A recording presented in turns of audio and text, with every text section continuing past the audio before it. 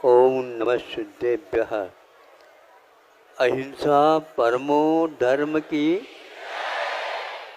आचार्य गुरुवर श्री कुंड कुंड भगवान की। आचार्य गुरुवर श्री ज्ञान सागर मुनि महाराज की। जल परम पूज्य संत शरणी आचार्य भगवान विद्यासागर जी महामुनि राज्य की, समस्त आचार्य संघ की।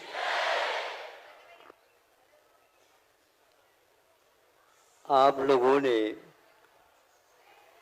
मंदिरों में जब दर्शन किए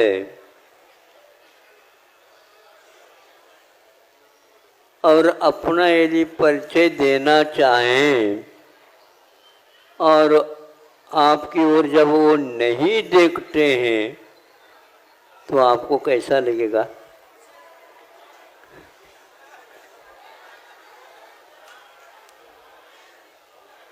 अच्छा लगेगा? नहीं लगेगा? तो उनको कह दो हम दर्शन करने के लिए आए हैं, किंतु आप हमें देखते भी नहीं हो। हमें कितना, हम दूर दूर से आए।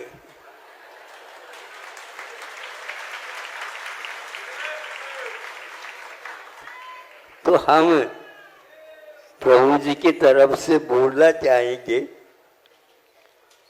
वो तो नहीं बोलेंगे आप कितने भी करो, आपकी ओर देखेंगे नहीं, क्योंकि उनकी आंखों में आप दिख रहे हैं।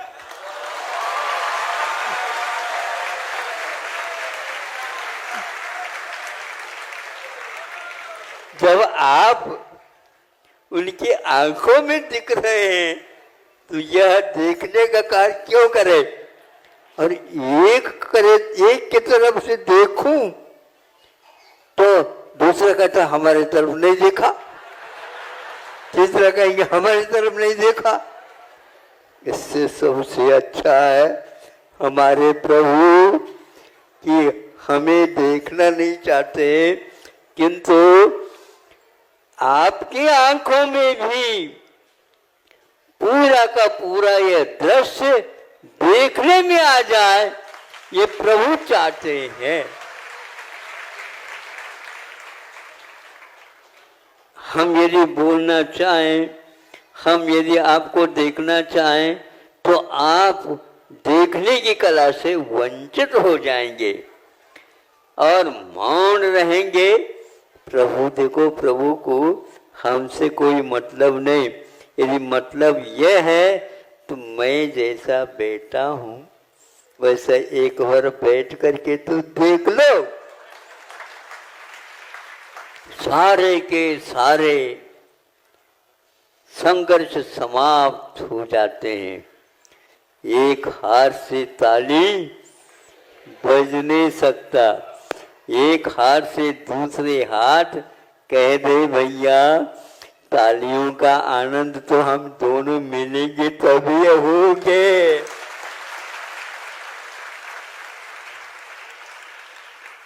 ताली बजाने के लिए जैसे दूसरे के भी हाथ की अपेक्षा होती है।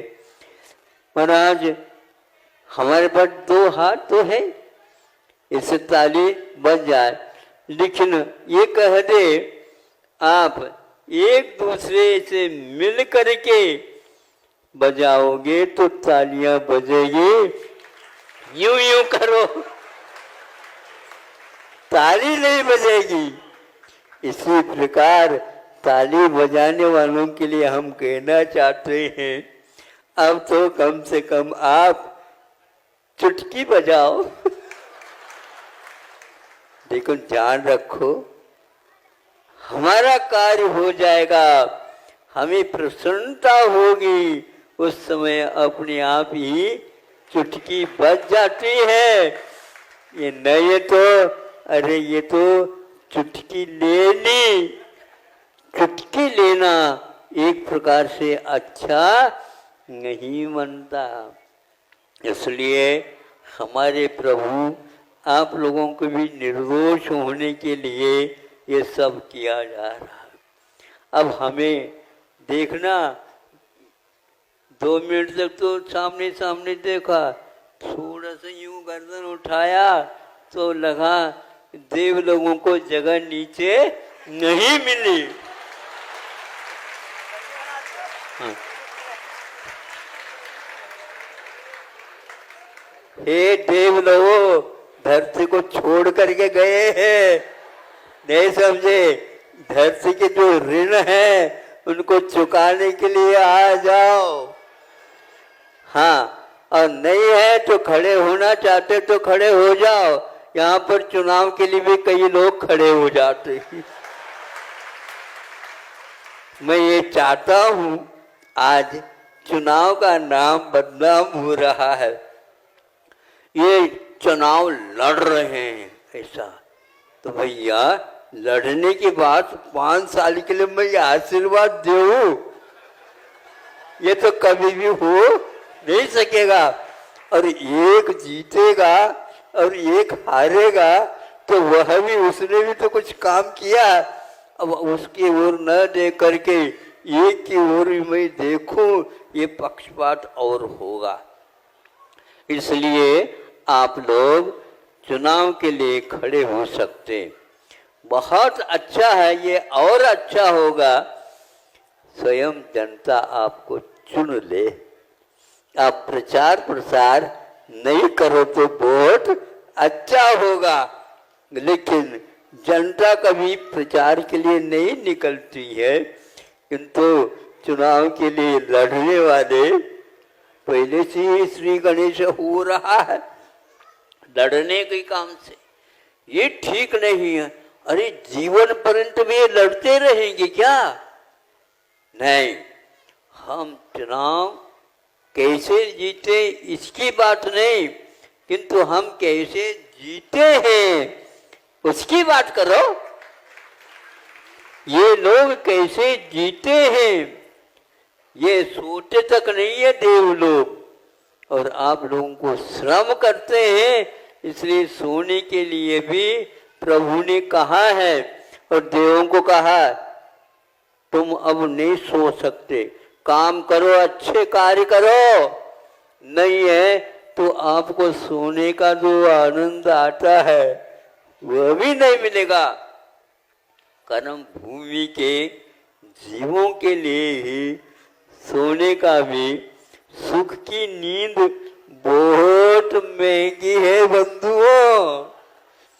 और जो व्यक्ति स्वप्न में भी जनता की सेवा के करते रहते हैं, फिर तो उनकी नींद भी और अच्छी हो जाती है, क्योंकि काम करने के लिए दिन में नहीं मिलता समय, तो वो रात में भी करते रहते हैं।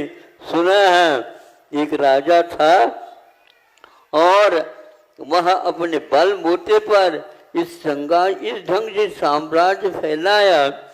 तो किसी ने देखा, पूछा है ये कब सोते हैं?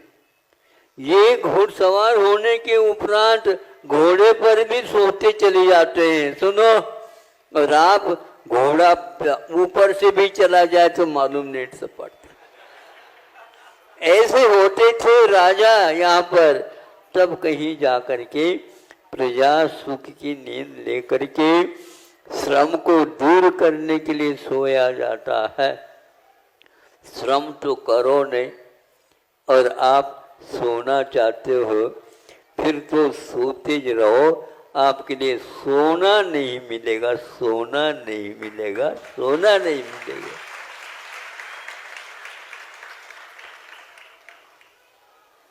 गिलीट, और गिलीट क्या बोलते हैं उसको, गिल्ट बोलते हैं, अथवा स्टील के तो आभरण तो आपके लिए मिल सकते हैं। सोना चांदी के नाम भूलते चली जा रही है जनता। अब तो शासन भी कहता भैया इसको भी काम में लो, लेकिन ये लोग इसलिए काम में ले जाते हैं, मांगने की आवश्यकता होती है। जिसके पास सोना है वह कभी भी मांगेगा नहीं, और जो व्यक्ति बेच करके खाली रहेगा तो मांगता ही रहेगा। भारत कभी भी मांगना नहीं चाहता।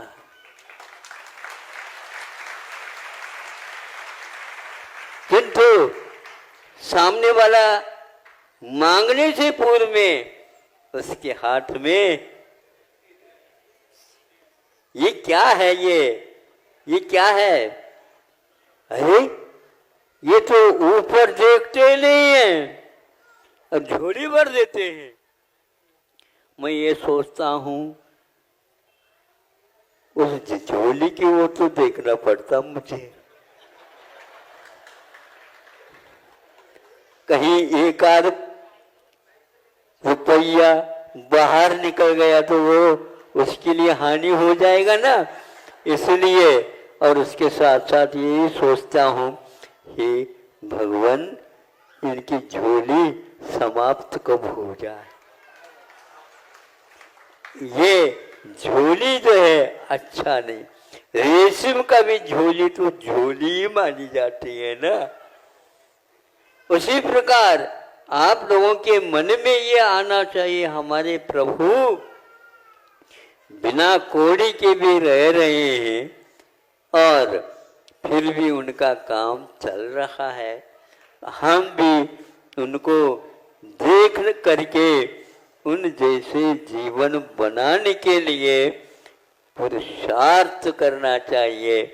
हम मांगने के लिए आए हैं तो हम देने के लिए दाता नहीं बनना चाहते हैं, क्योंकि आप लोग हमें देख करके रोना जैसा कर दो ये ठीक नहीं है, किंतु आप प्रसन्नता के साथ भगवान के सामने देखोगे, वो कभी भी मुस्कान तक लेने लिए नहीं दे पाते। हमें भी कहा होगा कुछ, मैं क्या करूं, इनकी रोना समाप्त हो जाए इसलिए मैं थोड़ा सा मुस्कान।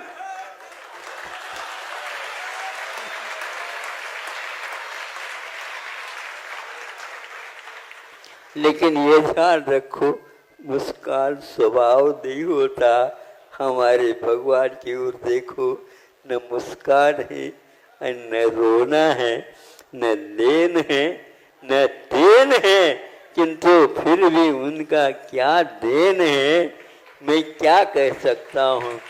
अनमोल देन है उनकी, अनमोल देन है उनका। तो ऐसा देना हो तो सर्वस्व देवो, नहीं ये तो देने की बात मत करो।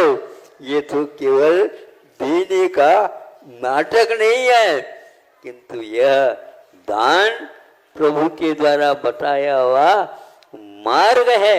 और गुरुओं ने हमारे लिए क्या कहा, परस्पर उपग्रहो जीवानाम।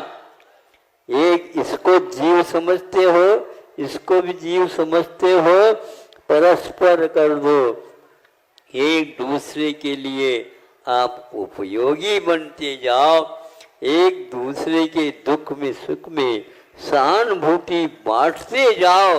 फिर देखो हम कितने हैं, अरे जितने हैं वो सारे सारे हम हैं।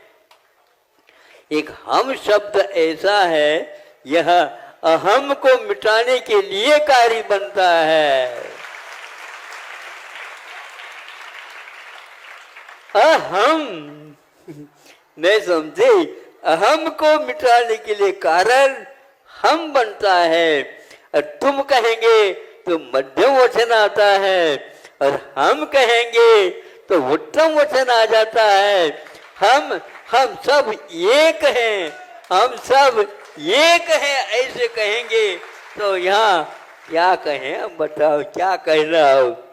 हम तो यहाँ पर कोई अन्य कोई पुरुष आ ही नहीं सकता, अन्य वचन भी समाप्त हो जाए। तुम अकेले एक वचन ठीक नहीं माना था, हम एक है। क्योंकि कल ने परसों कहा था कि आप में और पड़ोसी अड़ोस पड़ोस में कोई अंतर नहीं है, क्योंकि जो आपका स्वरूप है वही उसका भी स्वरूप है।